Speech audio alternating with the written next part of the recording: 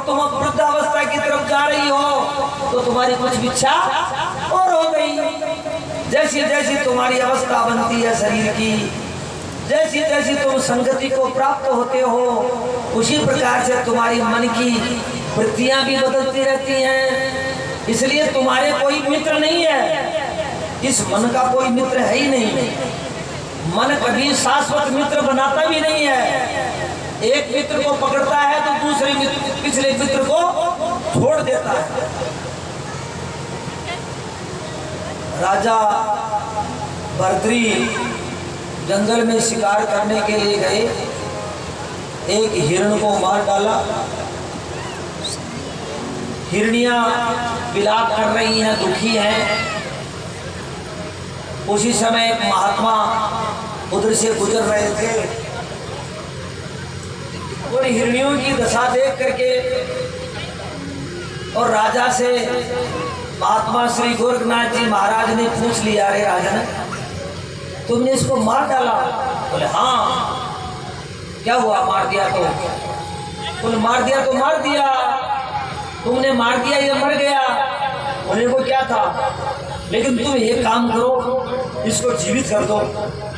बोले मैं क्यों जीवित कर दूं? बोले क्यों नहीं कर सकते तुम जीवित? तुम राजा हो, सम्राट हो, तुम्हारे में ताकत है, तुम मरे हुए को जीवित करो। बोले ऐसा कभी हो सकता है क्या? बोले ऐसा नहीं हो सकता। तो तुमने किस लिए मारा इसको? तुम इसको जीवित नहीं कर सकते, तुम मार कैसे सकते हो? उसी को अधिकार है जो जीवित कर सके, उसी को मारने का अधिकार है। तो महाराज ने कहा, राजा ने कहा, महाराज आप इतनी बड़ी बड़ी बात करते हैं, आप जिंदा कर सकते हैं क्या? बोले हाँ मैं तो जिंदा कर सकता हूँ, इसीलिए तुमसे पूछा हूँ। तो उन्हें मारा कैसे? जो मार सकता है वही मार सकता है जो जिंदा कर सके। राजा ने कहा, महाराज आप जिंदा करके दिखाओ। बोले हाँ, ये लो। पानी का छींटा दिया, हिरण कूद करके भाग खड़ा हुआ। बोले वो भाग रहा। राजा चरणों में पड़ गए, महाराज मैं आपके चरणों की शरणागति में हूँ, आप तो बड़े महान हैं, तपस्वी हैं, मेरी आपने आंखें खोल दी, आप कृपा करके और मुझे वरदान दो, मैं अमर हो जाऊं, मैं कभी मरूं नहीं। गोरखनाथ ने एक फल दे दिया निकाल करके अपने जोड़ी से, बोले खा ले, अमर हो जाएगा। वो फल लेकर के मन में सोचता है कि खाऊं या नहीं खाऊं। मन में सोचता खाऊं तो सही, लेकिन खाने के बाद में केवल मैं रह जाऊंगा, रानी तो मर जाएगी, तब क्या करूं? बोले महाराज मैं घर पर जाकर के खा लूंगा। गोरखनाथ जी बोले आप खाओ तो कोई तेरा दौड़ है ही कोई नहीं खा पाओ सो, पर ले जा खैर फल खाया तो अमर हो जैसी, पर खातो थी क्यों बनी मन मोटियार। राजा चला गया वहां से। रास्ते में सोचा कि क्यों नहीं ये फल मैं रानी को प्रदान कर दूं, तो रानी अमर हो जाएगी, और रानी पतिव्रता है। अरे सत्यवान, सत्यवान को सावित्री ने यमराज के यहाँ से लेकर के आ गई। सत्यवान नाम का एक राजकुमार था, उसकी पत्नी थी सावित्री, तो उसको 12 वर्ष की उम्र ही थी उसकी, वो मर गया। तो वो यमराज उसको लेने के लिए जब गए तो उसके पीछे हो गई। यमराज ने कहा भाई तुम क्या करती हो, इसकी उम्र पूरी हो गई, ले जाओ ले जा, मैं तेरे को ले जाने के लिए नहीं रोकती, मैं पतिव्रता हूँ, मैं अपने पति के साथ जाऊंगी। थोड़ी दूर के बाद में जाकर के बोलो तुम वरदान मांगो। ऐसे करते करते अंत में बोलो तुम इस अपने पति के सिवाय कोई भी वरदान मांग लो, मैं दे दूंगा। यमराज को सावित्री ने कहा कि तुम वरदान नहीं दे सकते, तेरी क्या ताकत है वरदान देने की। जिसका सुहाग तूने उजाड़ दिया, भला तुम क्या दे पाते हो? बोलो बोलो तो सही, बोलो तो बोलने की बात है कि मैं ये वरदान मांगती हूं कि मेरा पोता सोने के कटोरे में दूध पिए, मक्खन खाए, ऐसा देखना चाहती हूँ। उसने कहा ठीक है, वरदान दे दिया। फिर वो पीछे हो गई। यमराज ने कहा अब क्या चाहती हो? बोले पोता कहाँ से होगा? जब पति नहीं है, अभी पुत्र ही नहीं हुआ, तो पोता कहाँ से आएगा? तो सत्यवान को सावित्री लेकर के आ गई। बड़ वृक्ष की पूजा करती थी वो भगवान की, और सोमवती अमावस्या वो बट का सिंचन करती थी। आज भी बड़ सावित्री पूजन होती है वैशाख के ज्येष्ठ के महीने में। बड़े बरगद के वृक्ष की पूजा करती हैं माताएं। तो ऐसे उसने सोचा कि सत्यवान को सावित्री लेकर के आई थी, मेरी रानी अगर अमर हो जाएगी तो मेरे को भी लेकर के आ जाएगी। चलो कोई बात नहीं है। घर पर गया, जाते रानी को क्या कि हे रानी, ये अमर पड़ा है, तुम खा लो, अमर हो जाओगी। बोले हाँ, खाते ही अमर हो जाओगी, फिर कभी नहीं मरोगी।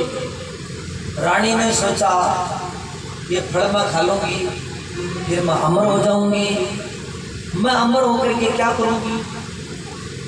बेचारा ये सेनापति है, इसको युद्ध में भेजते हैं और ये कहीं मर गया तो फिर क्या होगा? राजा मर जाएगा, उसके बाद में मैं सेनापति के साथ में आराम से रहूंगी। इस सेनापति को अमर कर दूं। सेनापति को ले जा करके बुला करके उसको अमर फल दे दिया। सेनापति ने अमर फल ले लिया। बोले क्या बात है? बोले इसको खाने से अमर हो जाता है। सेनापति ने देखा, मैं जब थका मांदा आता हूँ तो ये दो दासी है, नाचने गाने वाली है, ये बेचारी मेरी सेवा करती है, मुझे सुख प्रदान करती है, ये सदैव जवान बनी रहे, इसको कभी बुढ़ापा नहीं आए, इसको ही दे देना चाहिए। ये कितनी सुंदर है, इसकी वाणी कितनी मधुर है और मेरी कितनी सेवा करती है। चलो ये फल मैं इस नाचने गाने वाली को दे देता हूँ। और नाचने वाली को मैं फल ले जाकर के दे दिया। नाचने गाने वाले ने सोचा कि अमर फल दे दिया, मैं राड अमर और फल खा करके क्या करूँगी? ऐसे ही मैं देह का व्यापार करती हूँ और ये देह तो क्षण भंगुर है। अगर मैं ज्यादा दिन तक अमर ही अगर हो जाऊंगी फिर तो मेरी और ज्यादा दुर्दशा है। मैं इस फल को खा करके क्या करूंगी? ये तो राजा भर्तरी को देना चाहिए। राजा भर्तरी को दूंगी तो ये चक्रवर्ती सम्राट है, महान है, ऐसा राजा होने से प्रजा भी सुखी रहेगी। एक थाल में सजा करके फल को ऊपर थाल पोष लेकर के राजा के सामने नजराना करती है। राजा को ले जा करके पेश करके बोले महाराज आप ये छोटी सी भेंट मेरी स्वीकार करो। इसमें जो भेंट है, आप इस फल को खाएंगे तो आप अमर हो जाएंगे। राजा ने फल पे खा, अरे वो तो ये तो वही फल है। राजा ने पूछा तुम्हें ये फल कहाँ से मिला? वो बड़ी शीलता से बोले महाराज क्षमा करो, फल तो सेनापति ने ला करके दिया था, लेकिन मैं अमर नहीं होना चाहती, आप अमर हो जाएं। सेनापति को बुलाया, बोले ये फल कहाँ से आया? राजा के सामने तो बतानी पड़ती है। बोले महाराज मुझे रानी ने प्रदान किया है। तो राजा को वैराग्य हो गया। राजा क्या बोलता है? याम चिंतयामि सततम मयि सा विरक्ता सापेन्यमिच्छति जनो सजनान्य सत्ता अस्मत्कृते तु परितुष्यति काचिदन्या धिक्तांच तंच मदनंच इमांच मांच याम चिंतयामि सततं मयि सा विरक्ता। अरे मैं जिसका रात और दिन चिंतन करता हूँ, मैं जिसके लिए अपने प्राण दे देता हूँ, अपने जीवन को जिसके लिए मैंने समर्पित कर दिया, मई सा विरक्ता, वो रानी मेरे को नहीं चाहती है, वो सेनापति को चाहती है। वो अन्य पुरुष को चाहती है, सजनोन्या सकता है। लेकिन देखो धिक्कार है इसको कि महारानी, चक्रवर्ती सम्राट की महारानी जिसको चाह रही है, फिर भी वो कितना दुर्भाग्यशाली है।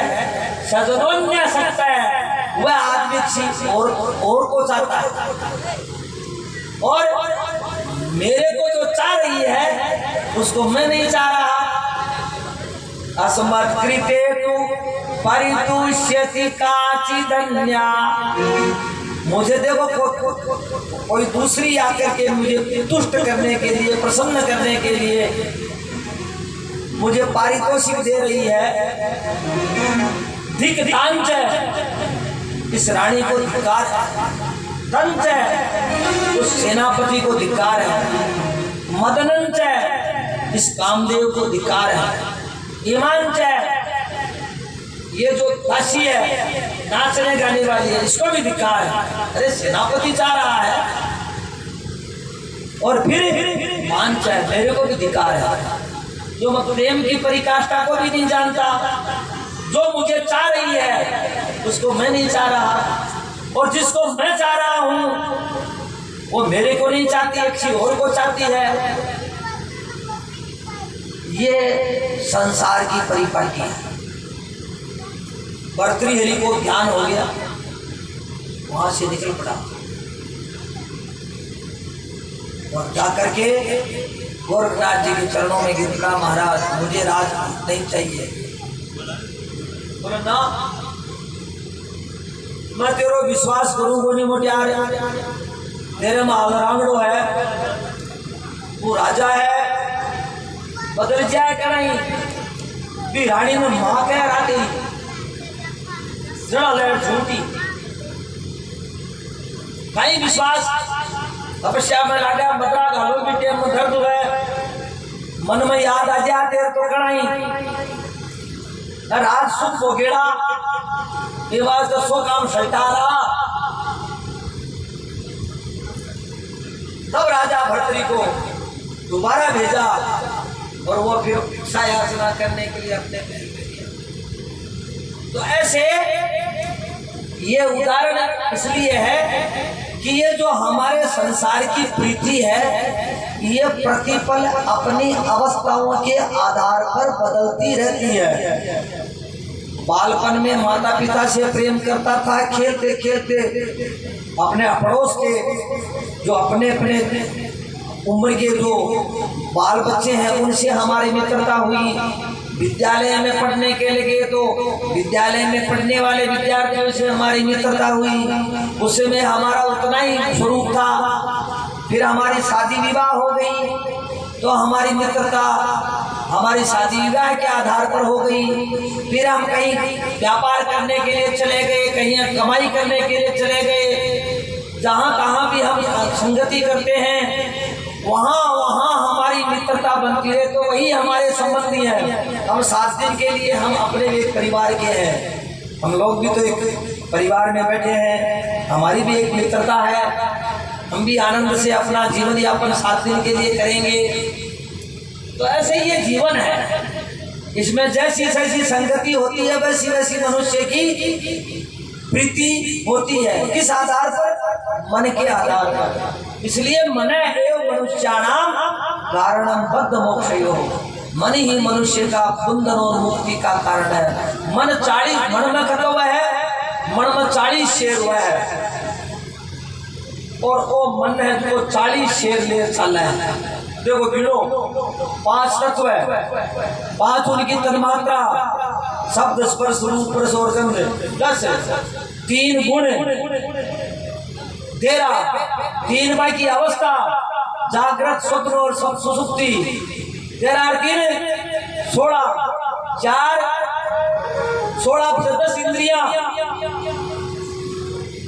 16 और 10 26 और 16 यदि की इंद्रियां का देवता, गति इंद्रियां ही 22 इंद्रियां का देवता है। जहाँ पैर का देवता भगवान विष्णु है, कान का देवता वायु है जो शब्द को सुनाता है और दिशा को, कान का देवता दिशाएं हैं, जिह्वा का देवता रस जड़ है।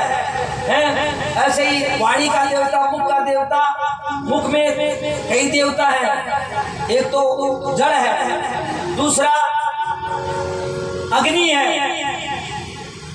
एक आकाश भी है क्योंकि शब्द भी हम अपने मुख से निकालते हैं। नेत्रों का देवता सूर्य है जो प्रकाश देता है, हम देखते हैं। ऐसे हमारे हाथों का देवता अश्विनी कुमार है, हमारे नाक हैं उनके देवता जो हैं वो प्राणवायु है। ऐसे अलग अलग देवता हैं। तो कितने हुए? 5 तो तत्व है, 5 उनकी तन्मात्रा 10, 3 गुण, 10 और 3 13 और 3 उनकी अवस्था, 13 और 3 16, तो 10 इंद्रियां, 16 और 10 26 तो 10 उनकी देवता, 26 और 10 36 और मन, बुद्धि, चित्त और अहंकार, 36 और 4 40 और 40 शेर को मन है। आपने उसको मन बनाया नहीं हो, एक मन है वो मन नाम ही मन से संबंध करके किया हुआ है। 40 की संख्या का नाम मन है। इतनी चीज है हमारे शरीर और इतनी सृष्टि है। 40 के अलावा जो अलग है, इनका उपभोग करने वाला है, वह हमारी जीवात्मा है। जीवात्मा, यहाँ हमारे शरीर में 2 पक्षी रहते हैं। हमारे शरीर में 2 पक्षी कौन कौन है?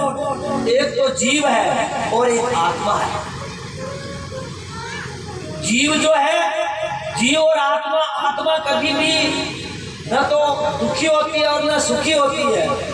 वो पुकार करके जीवात्मा को कहती है कि तुम झूठी रो रही है, तुमने ऐसा किया इसलिए तुम्हें ये हानि हुई है, देख लो। नहीं, कोई आदमी चोरी कर ले और फिर उसकी पिटाई हो, तब भीतर में आवाज आती है कि तुम ऐसा नहीं करते तो मार नहीं पड़ती, लेकिन तुमने ऐसा किया इसलिए मार पड़ रही है। उसको कोई प्रकार का दुख नहीं है, वो दृष्टा है, वो प्रकाशित करता है, उसका नाम आत्मा है। जीवात्मा ये देह मैं हूँ, ऐसा भाव है। कभी हम लोग कोई अपराध करते हैं, उस समय कोई पुकार करके कहता है तुम्हें ऐसा नहीं करना चाहिए यार, ये ऐसा काम नहीं करना चाहिए, ये अपराध है, ये हिंसा है, ये अन्याय है, ये अनाचार है, ऐसा तो नहीं करना चाहिए। फिर वो बोलता है कर ले यार, कुछ नहीं, एक पाप पुरुष रहता है शरीर में, वो कहता है कर ले, कोई नहीं देखेगा, कौन जानता है, हम छुप जाएंगे, भाग जाएंगे। अरे क्यों भाग जाओगे? भागने के लिए तुम्हें परिश्रम नहीं करना पड़ेगा, छुपने के लिए तुम्हें परिश्रम नहीं करना पड़ेगा, और कभी न कभी तुम पकड़े जाओगे। ऐसा तो हो ही नहीं सकता। इसलिए ये जो मन है ये 40 वस्तुओं से बना हुआ है, ये सांख्य शास्त्र है। तो कहते हैं कर्दम प्रजापति से की पत्नी देवहूति कहती है महाराज फिर ये क्या है? ये पति पत्नी का जो अभ्यास है, ये विषयों का जो अभ्यास है, इससे अलग कैसे होया जा सकता है? एक तरफ माया है, एक तरफ ब्रह्म है। ये जो माया है वो तो 40 की संख्या में आ गई, इतनी माया है, इनमें सब कुछ आ गया।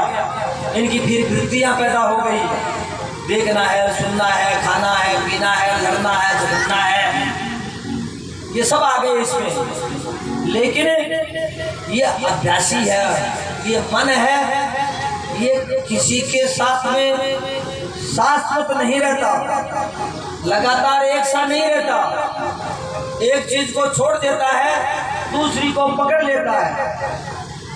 पहले सुवर्ण के गहने पहनती थी, उनसे मन उठ गया, कोई नया गहना ला करके दे दिया, वो बक्सा में अलमारी में डाल दिया, वो पड़ा है, कोई चोर ले गया, या पतिदेव कोई जुए में गमाए तो कोई बात नहीं है, उसको तो कोई दुख नहीं है। जिस दिन उसको देखेगी उस दिन उसको दुख होगा।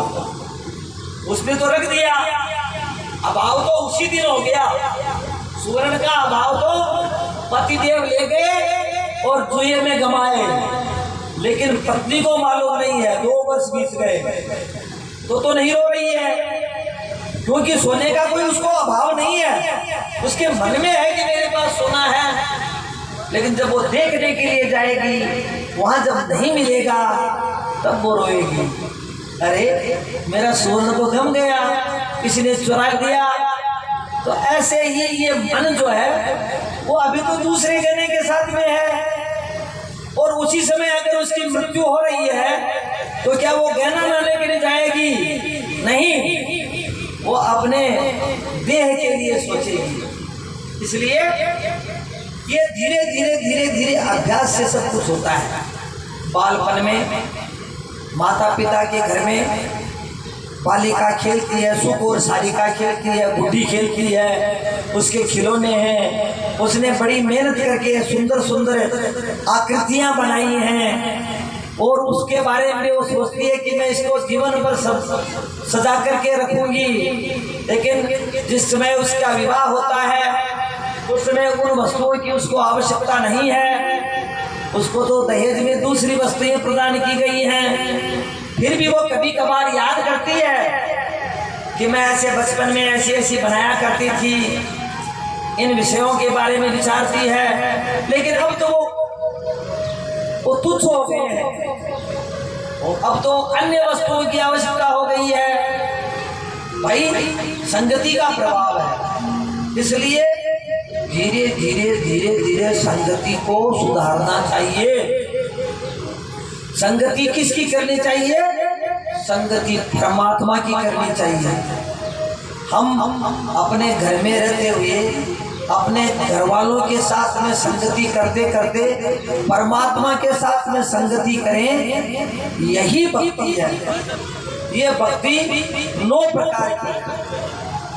भगवान की भक्ति घर में रहते हुए हम आंखों से देखें भगवान को, श्रृंगार करें भगवान का, उनका दर्शन करें, मंदिर में जाएं, मंदिर में मूर्ति का दर्शन करें, उसको अपने हृदय में धारण करें, परमात्मा का चिंतन करें। रसोई बनाते हैं, भगवान को भोग लगाएं, भोग लगा करके फिर खाएं।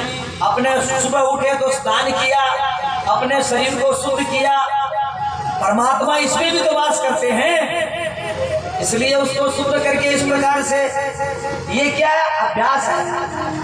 तो कीट भी जाने भृंग को कर ले आप समान, जैसे वो कीड़ा भंवरे का चिंतन करते करते भंवरा बन जाता है, वैसे ही हम लोग नित्य अपने जो कर्म है उनमें सुधार करते हैं। और उन सुधार करने में कोई प्रकार की बुराई नहीं है।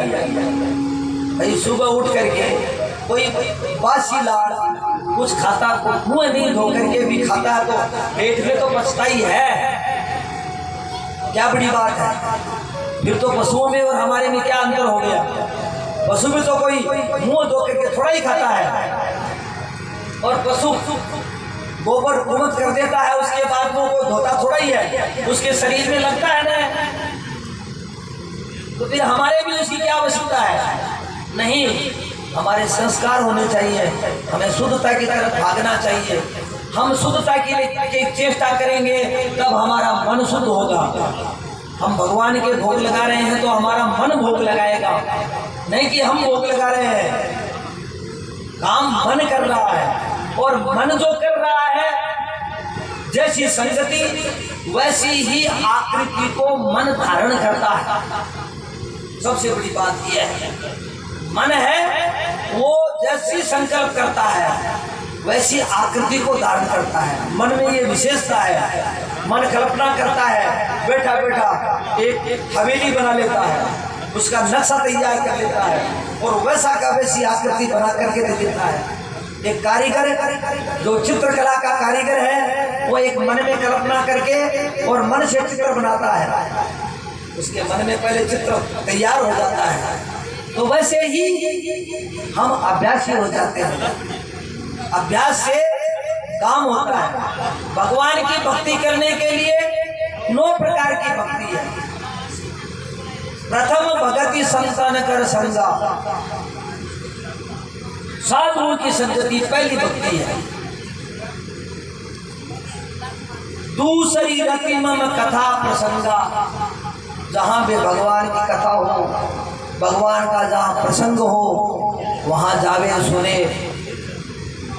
गुरुपद पंकज सेवा, तीसरी भगति अमान, चौथी भगति मम गुण गण, और करहु कपट तजिगान। गुरुपद पंकज सेवा, गुरु के चरणों में शरणागति, ये 2 प्रकार की भक्ति है।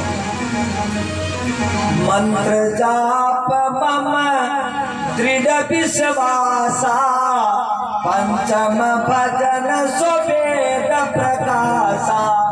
मंत्र जाप मम दृढ़ विश्वासा, पंचम भजन सुवेद प्रकाशा। हृदयशील विरत भव कर्मा, निरत निरंतर सज्जन धर्मा। सातव में वही मय जग लेगा, मोसे अधिक संत करि लेगा। आठम जटाला बसंतोषा, सपने नहीं देखई पर दोषा। नव सरल सब सन चलहीना, मम भरोसा ही है हर सकीना। सातव में वही मय जग देखा, मोसे अधिक संत करि लेगा। वृंदावन बिहारी लाल की जय। तो ये 9दा भक्ति है। गुरुपद पंकज सेवा, तीसरी भक्ति अमान, चौथी भगति मम गुण गण, करहु तपस कपट तजिगान। मेरे गुणानुवाद गावे, भक्तों के गुणानुवाद गावे। भक्तों ने जो जो कर्म किया है, भक्तों के पास भगवान किस प्रकार से आए, भक्तों का उद्धार भगवान ने किस प्रकार से किया, ये सब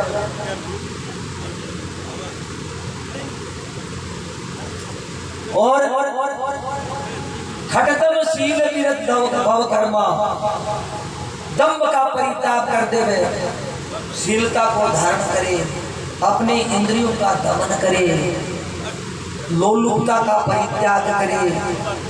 जो कुछ इस प्रकार से 7वीं प्रकार की भक्ति है, जो मिल गया परमात्मा की कृपा है, उसमें संतोष धारण करना।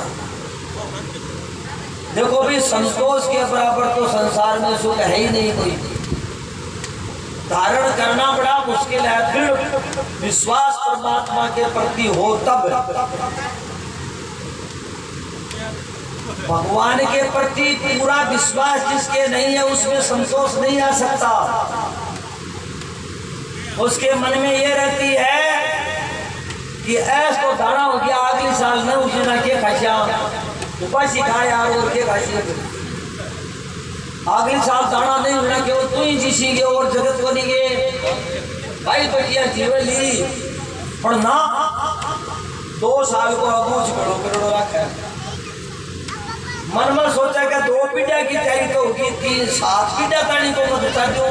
तो यार तू अब एक जिंदगी कमाए में तू जलमें जगह लेकर 80 वर्ष को जा रही होगी और वो तेरा हूँ 2 पीढ़िया को 4 हुआ, तेरा जाएगा 2 पीढ़ी को कोई कर ले सीखे और नहीं कर ले सीखना तो खच्चे ही एक बार में तेरा तो बेड़ो रही गई। संतोष बहुत बड़ी चीज है। परमात्मा पर विश्वास जिसको नहीं है उसको संतोष नहीं आ सकता। परमात्मा पालते हैं, पोषते हैं, इस बात की जानकारी दृढ़ता से आनी चाहिए। देखो, हम लोग भी मरेंगे, जिंदा कोई नहीं रहता, लेकिन जो माताएं, जो भाई बंधु 2-4 महीने बछड़े को पानी पिला, दूध पिला करके उसके अंगूठा रोक दे करके उसको बिल्कुल कमजोर करके और फिर रात्रि काल में गांव के गोर में बुआड़ में ले जा करके छोड़ देते हैं, और वो जानवर बेचारा रात और दिन बिताता फिरता है। कोई उसको खाने के लिए नहीं देता, कोई उसको पीने के लिए नहीं देता। उसके बाद भी वो पलता पलता हमारे खेत में जा करके नुकसान करता है। फिर हम लोग उसको मारते पीटते हैं, फिर भी वो जिंदा तो जब तक रहना है रहता ही है। कौन उनको ले जाकर के जाता है भाई? आश्चर्य की बात है। अच्छा, और तो और ये जो बिल्ली है इसको कौन खिलाता है? उसका वंश चलता है, कौन दूध पिलाता है उसको? शैर रक्षती रक्षते यो ही गर्भे, माता के गर्भ में बच्चा, उसकी रक्षा कौन करता है? माता थोड़ी करती है। माता, कोई भी माता अपने गर्भ की रक्षा नहीं करती। वो अपनी मर्जी मनमर्जी से खाती पीती है, मनमर्जी से सोती उठती बैठती है, अपना काम करती है। वो बच्चे के लिए कभी नहीं सोचती, सोच ही नहीं सकती, उसको सोचने का मौका ही नहीं मिलता, फिर भी वो रक्षित होता है।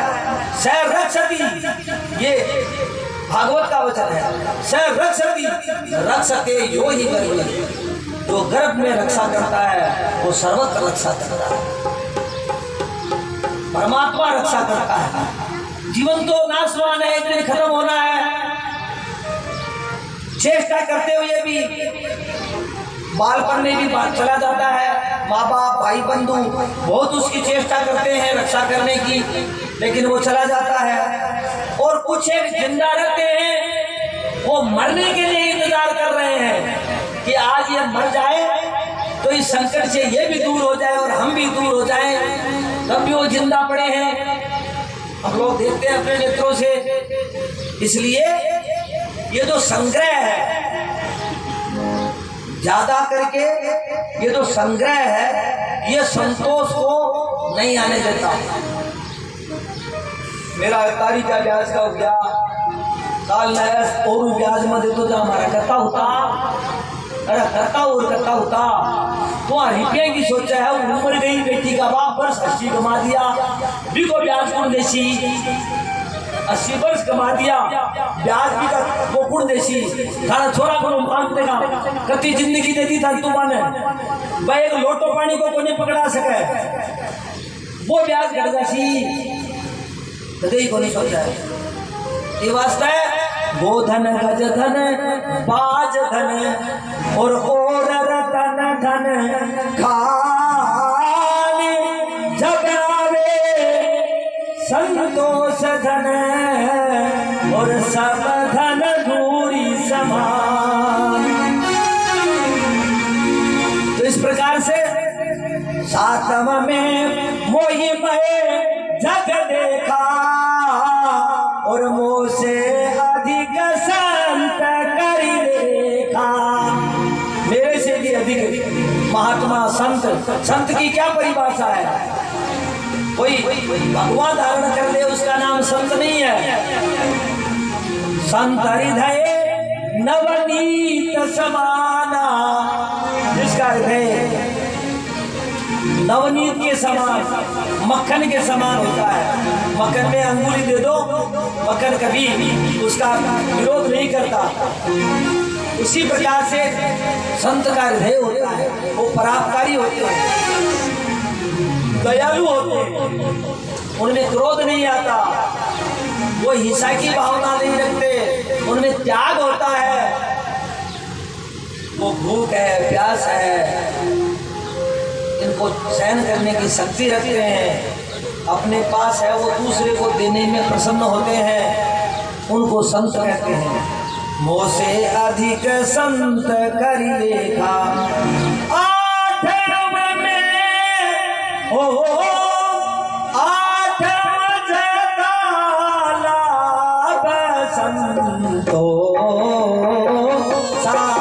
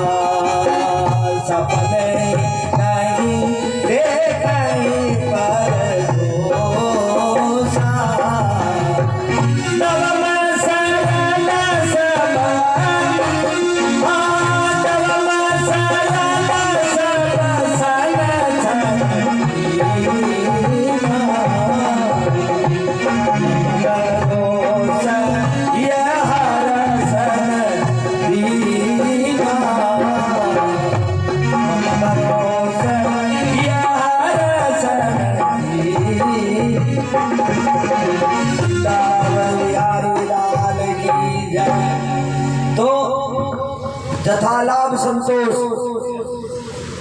और सपने नहीं देखे परदोषा। दूसरे का दोष कभी सपने में नहीं देखना चाहिए, ये भी एक भक्ति है। सरल हृदय रखे, सबके साथ में सरलता, नम्रता। चाहे कोई पापात्मा है फिर भी उसका विरोध नहीं। और मेरे भरोसे रहे, मेरे में ही उसकी लीनता रहे कि जो कुछ भी है सब परमात्मा का है, मेरा इसमें कुछ भी नहीं है। ये जो दुराचार कर रहा है ये भी परमात्मा ही कर रहा है, ये सदाचार हो रहा है ये भी परमात्मा की इच्छा से ही हो रहा है। उसके मन में विश्वास हो जाता है, वो देखता है भगवान को खेलते हुए, ये देखो भगवान कैसी कैसी लीलाएं कर रहे हैं, कैसे कैसे लोगों को नचा रहे हैं, ये उसके अनुभव में आता है। फिर वो हर्ष करता है, उसका कोई अपना पराया नहीं होता। अपने घर में भी वैसा ही देखता है जैसे पराये घर में देखता है। ऐसा अभ्यास होने से होता है, निरंतर लगातार करने से हो जाता है। और तब तो वो भगवान के चरणों में अपने सर्वस्व समर्पित कर देता है। बस भगवान जैसे रखे वैसे ही मुझे रहना है, ये सबसे बड़ी भक्ति है। नौवीं भक्ति आत्यंतिक भक्ति है। भक्त दो प्रकार के होते हैं, एक मरकट प्रकृति मतावलंबी और एक विलाल प्रकृति मतावलंबी। मरकट प्रकृति मतावलंबी कौन से होते हैं? जो एक तो बंदर की प्रकृति के होते हैं और एक बिलाई की प्रकृति के होते हैं। मरकट प्रकृति मतावलंबी कौन से होते हैं? जो सावधान है, समझदार है, विद्वान है, जिनको ज्ञान है।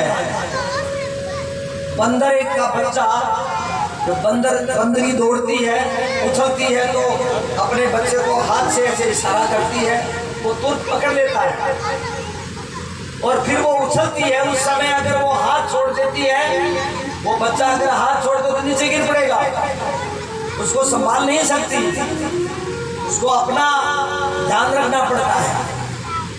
तो कुछ वक्त ऐसे होते हैं जिनको सावधान रहना चाहिए, जो ज्ञानी है, जो विद्वान है, जो पढ़े लिखे हैं, जो शास्त्रों का अध्ययन करते हैं, वो मरकट प्रकृत्यावलंबी होते हैं। और बिडाल प्रकृत्यावलंबी, बिलाई का बच्चा क्या करता है, जहां बिलाई छोड़ दिया वहीं रह गया, उसको कोई मारे चाहे छोड़े, वो बिल्ली उसको अपने मुख से पकड़ती है, उसी मुख से तो वो आहार करती है, उसी जानवर को मारती है, और उसी मुख से वो अपने बच्चे को पकड़ती है, और पकड़ करके अपने यथास्थान उसकी सुरक्षा करके, तो बिलाई खुद चिंता करती है अपने बच्चे की, बंदरी अपने बच्चे की चिंता खुद नहीं करती, बंदरी के बच्चे को खुद को अपने को संभाल करके रखना पड़ता है। तो ऐसे बिडाल प्रकृत्यावलंबी अर्थात भगवान के भरोसे ही छोड़ दिया। सीताराम सीताराम सीताराम कहिए, जाहि विधि राखे राम ताहि विधि रहिए। सीताराम सीताराम सीताराम कहिए, जाहि विधि राखे राम ताहि विधि रहिए। मुख में हो राम नाम, नाम सेवा हाथ में,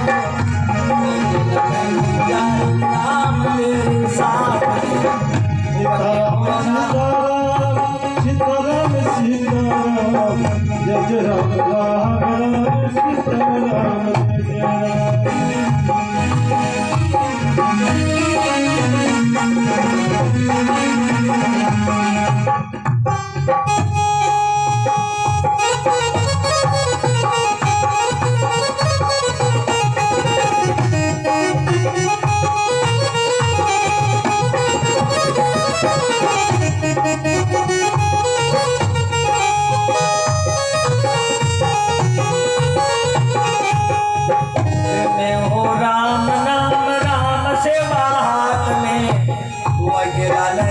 जय राम तेरे साथ में। धन्यवाद। निर्विवाद राम राम कहिए, ताहि विधि राखे राम ताहि विधि रहिए। सीताराम सीताराम सीताराम कहिए, ताहि विधि राखे राम ताहि विधि रहिए। वृंदावन बिहारी लाल की जय। ऐसे भगवत शरणागति में, परमात्मा की शरणागति में लीन हो जाए। देखो भाई, कुछ एक इसमें घाटा है। एक तो ऐश्वर्य नहीं मिलेगा, समाज में बराबर बैठने को जगह नहीं मिलेगी, भाई लोग कहेंगे ये कमजोर है, ये दरिद्र है, इसकी कोई हिम्मत नहीं है, ये क्या काम का है, परिवार वाले उसको छोड़ देंगे। अब जिसको परिवार चाहिए है, जिसको ऐश्वर्य चाहिए है, जिसको वैभव चाहिए है, वो संतोष नहीं रख सकता, वो परमात्मा की शरणागति नहीं ले सकता, क्योंकि उसको तो उद्यम करना है, इकट्ठा करना है, और फिर उसको अंत में पछतावा भी करना है। या तो उधार डूब जाएगी, या चोर लेकर के चले जाएंगे। धन की तीन ही गति होती है,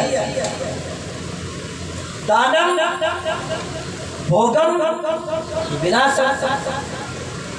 या तो दान कर दो, किसी को दे दो, या उसका भोग कर लो, नहीं तो चोरों के द्वारा या किसी के द्वारा विनाश को प्राप्त हो जाएगा। धन है वो शाश्वत नहीं रहता। अनित्यम यौवनम रूपम, इतनी चीज अनित्य है। कौन कौन सी चीज अनित्य है जो रह नहीं सकती। अनित्य यौवनम, एक जवानी है, ये नित्य नहीं रहती। जवानी कुछ काल की है, ये रूप है, ये भी कुछ काल का ही है, सदा शाश्वत रूप नहीं रहता। अनित्यम यौवनम रूपम, और एक जीवन, जीवितम रहन संचय है। एक जीवन है वो भी नित्य नहीं है, हम सदैव जिंदा नहीं रहेंगे, हमें मरना है। निश्चित रूप से मृत्यु को प्राप्त होंगे। ये परम सत्य है जिसको हम भूले जा रहे हैं। अनित्यम यौवनम रूपम जीवितम रहन संचय अनित्यम गृह संवासो। एक घर में वास नित्य नहीं है। जिस घर को तुम बनाए हो उस घर में तुम जिंदगी का चौथा हिस्सा भी नहीं बरत सकते उसको। वो घर तुम्हारा नहीं है, वो तो चिड़ियों का रैन बसेरा है भैया। अब अपने घर को कति मेहनत करके अरे हेली बनाई 7 दिन तो आप 18 बैठ जा हेली को शुभ तो बोलियो 7 दिन तक कटे तेजे पर चला गया, कटे दुकान में चला गया, कटे ब्याह साहब में चला गया, कटे गांव में गप्पा मारवा लगा। अरे और तो और धन धनुई है, पर फिर भी गुआड़ के वहां बीच में जाकर के ताश पीटनी पड़े हैं। जिंदगी को बहुत सारा हिस्सा जो ताशा पीटने में लगाया जा रहा। हाँ घर में तो कोई नहीं दिया देखा, रात में 11-12 बजे पड़े। अनित्यम गृह संवासो, घर में वास भी अनित्य है। तत्र न पंडिता, इसलिए इसका चिंतन करने की आवश्यकता नहीं है। मुझे जीना है, सुख पूर्वक जीना है, आनंद पूर्वक जीना है, परमात्मा की शरणागति में जीना है, परमात्मा का आनंद लेना है। मेरा जीवन का उद्देश्य क्या है? परोपकार करना है, किसी को दुख नहीं देना है, मेरे जीवन से किसी को सुख की प्राप्ति हो, ऐसा करना है।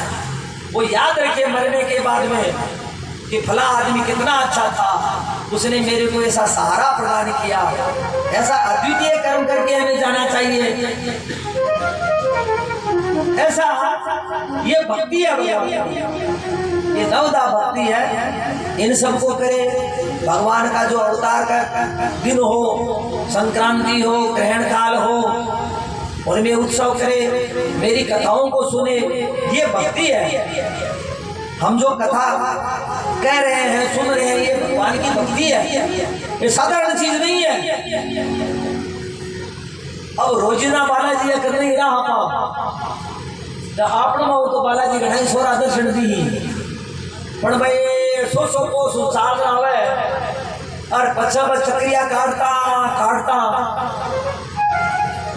बागे पिंडिया में बड़ पड़ जाए और आगे जब खड़ा ही ने बंसरी बजा पड़ा बा दी देखो चाल तो आयो ये बेटी का बाप और दे भी कहते बिना दर्शनी कर दे आराम जड़ा मेरो पड़ा भगवान को दर्शन, बालाजी को दर्शन कर तो सो रहा है भी आई। भगवान की हमारे ऊपर बहुत बड़ी कृपा है। जो हम भागवत आदि श्रवण करते हैं, कीर्तन करते हैं, चिंतन करते हैं, ये हमारे अहोभाग्य की बात है।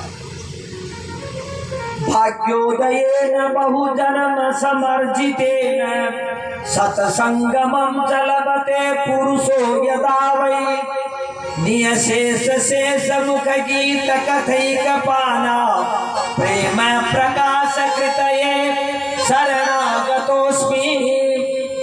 भाग्योदयेन बहुजन्म समर्जितेन, जन्म जन्मांतर के का इकट्ठा किया हुआ पुण्य जब एक साथ उदय होता है, तब जाकर के सत्संग की, भगवत कथा की, भागवत कथा की प्राप्ति होती है।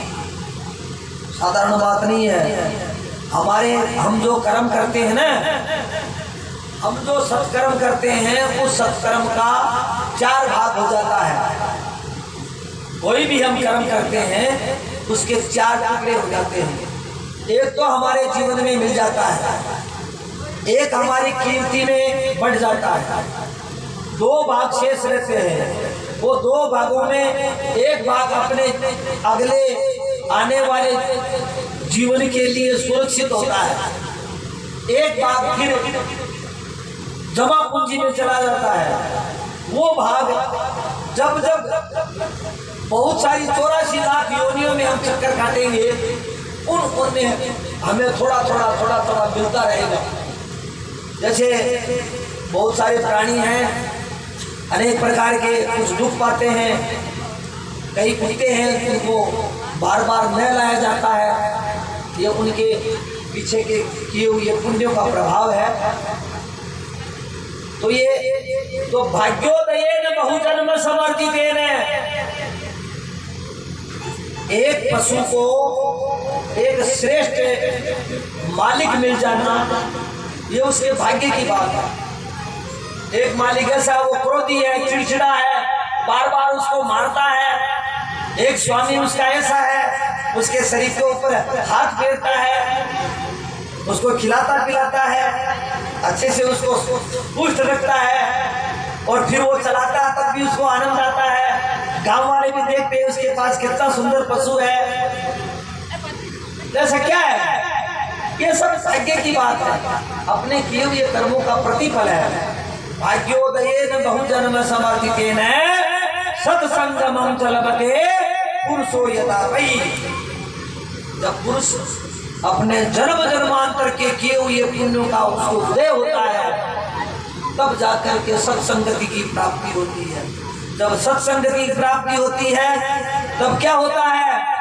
तब वो परमात्मा का दर्शन कराती है, क्योंकि सत्संग गति मूल मंगल, सत्संग गति मूल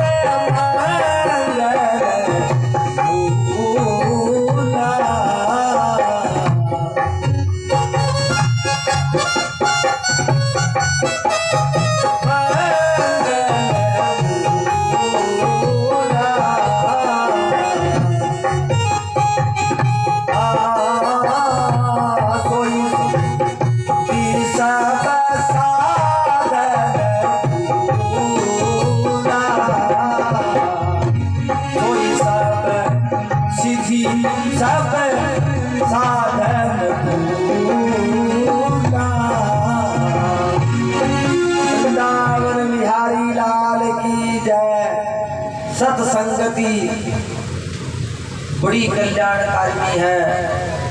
भाग्योदय से सत्संगति की प्राप्ति होती है। सत्संगति से परमात्मा के प्रति अपनी, अरे परमात्मा से प्रीत छोड़ो, अपनी आत्मा से तो प्रीत कर लो। कुछ नहीं करने की बात है, कम से कम मैं कौन हूं इसको तो एक जगह बैठ करके कभी याद करो। अपने आप को भूल गए। अरे तेरी आत्मा ने जान, तेरी काया ने पिछाण, काया धुनी अपनी धीरज सो जन्म एड़ो ही चलो जैसी। परमात्मा यही आत्मा है। एक बार बैठ करके रात में सोते समय और सुबह उठ करके स्नान करके कम से कम चिंतन करना चाहिए कि मैं कौन हूँ, मेरा स्वरूप क्या है। ये आत्मा कोई स्त्री नहीं है। भागवत के द्वारा ही इस बात की जानकारी होती है। लोगों के मन में एक झूठी अवधारणा है कि औरतें औरतें ही रहेंगी, पुरुष पुरुष ही रहेंगे। नहीं, न तो औरत औरत है और न पुरुष पुरुष है। ये जीवात्मा जो है ना, ये न तो स्त्री है, न ये पुरुष है, और न ही ये नपुंसक है। नपुंसक भी नहीं है, ये तीनों लिंगों से परे है। अंत में जैसी मति होती है वैसी गति होती है। स्त्री का ध्यान करके मरने पर स्त्री बनता है, और पुरुष का ध्यान करके मरने पर पुरुष बनता है। जैसा चिंतन करता है वैसा बनता है। 84 लाख योनियों में तो कई ऐसे प्राणी भी हैं जो न स्त्री है और न पुरुष हैं, उभयलिंगी भी हैं। जैसे मछली है, उसमें नर मादा नहीं होती, सभी नर हैं और सभी मादा हैं। हमारे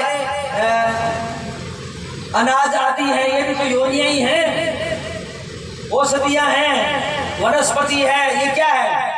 ये भी तो एक झूठ भोगनी है उसको। उसमें क्या है? उसमें कोई नर मादा होता है क्या? कई पौधे ऐसे होते हैं जिसमें नर होता है और मादा भी होती है। तो इसलिए ये जीवात्मा कोई नर मादा नहीं है। इसका प्रसंग आपको बाबा टीपी के द्वारा पुरंजनोपाख्यान में बताया जाएगा सायंकाल के समय में। तो ये जीवात्मा परमात्मा का अंश है, ये तेज है, ये ऊर्जा है, ये इससे शरीर जीवित रहता है और अपने किए हुए कर्मों को भोगता है और कर्मों को भोगता हुआ कर्मों को पैदा भी करता है। ऐसा ये सृष्टि का क्रम है। तो माता देवहूति को श्री कपिल देव जी महाराज ने ज्ञान प्रदान किया, उसके हृदय की ग्रंथि खोल दी। उसको ज्ञान जब हो गया तो उसको फिर कोई कर्दम की चिंता नहीं है, वो कृतकृत्य हो जाती है और भगवान के ध्यान में नारायण मग्न हो जाती है। और ऐसे ही वो वहां से कपिल देव जी महाराज पहले तो वो नैऋत्य कोण में चले गए। वो नैऋत्य कोण बिंदु सरोवर से, तो जिसको आज हम लोग कोलायत कहते हैं, ये कपिल देव जी महाराज का आश्रम है। प्रथम कोलायत चले गए थे, उसके बाद में गंगा सागर संगम के तट पर जाकर के, जहाँ गंगा जाकर के समुद्र में गिरती है, वहां जाकर के कपिल देव जी महाराज ने अपना आश्रम लगा लिया और बहुत सारे ऋषियों महर्षियों को सांख्य शास्त्र का ज्ञान प्रदान किया। बोलो कपिल देव जी महाराज की जय, वृंदावन बिहारी लाल की जय। देवहूति के अनुसुईया नाम की जो लड़की थी, वो अनुसुईया नाम की लड़की अत्रि नाम के ऋषि को ब्याही गई थी। अत्रि और अनुसुईया तपस्या करने लग गए और तपस्या करके प्रार्थना की कि जो त्रिलोकी का मालिक है वो मेरा पुत्र हो। उनके मन में हो गई कि अगर देवहूति के कपिल देव जी महाराज ने अवतार लिया है तो हमारे भी परमात्मा अवतरित हो। देवहूति उसकी माई तो थी अनुसुईया की,